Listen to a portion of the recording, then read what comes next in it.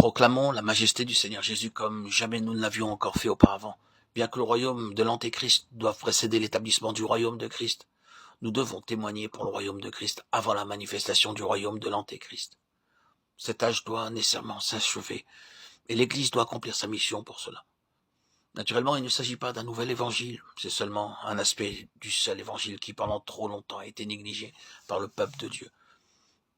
Car tous les apôtres ont proclamé cet important aspect de l'évangile, fortifiant l'esprit des disciples, les exhortant à persévérer dans la foi, et disant que c'est par beaucoup de tribulations qu'il nous faut entrer dans le royaume de Dieu.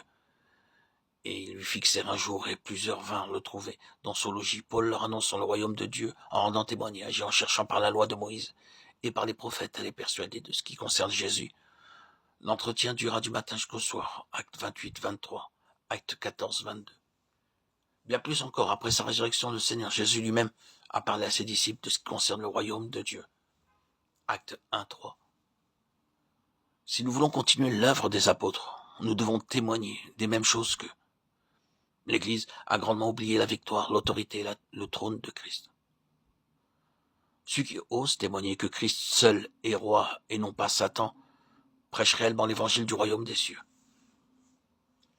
Ne soyons pas de ceux qui se méprennent à l'égard du temps où nous sommes. Il y a un seul et même évangile qui correspond à l'époque du royaume de Christ. En déclarant ces choses, nous ne disons pas qu'ils ne doivent être annoncés rien d'autre aujourd'hui.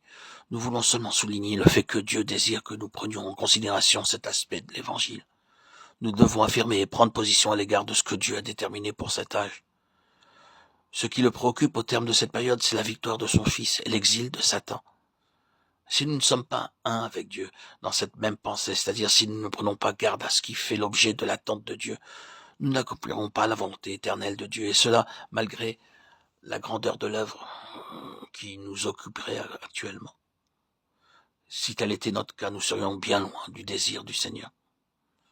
Le besoin actuel, c'est que les enfants de Dieu sachent en quel temps nous sommes.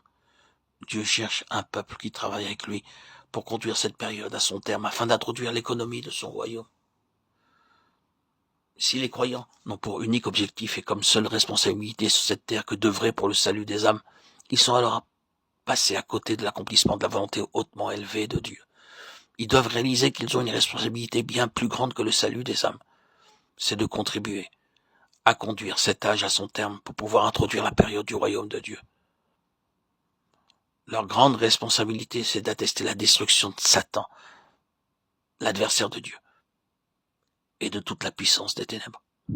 Ils doivent considérer cela comme le principal objectif de toute leur œuvre. La prière, ce n'est pas seulement quémander, mais c'est porter atteinte à Satan. Sauver des âmes, ce n'est pas uniquement sauver des personnes, mais c'est reconquérir le terrain usurpé par le diable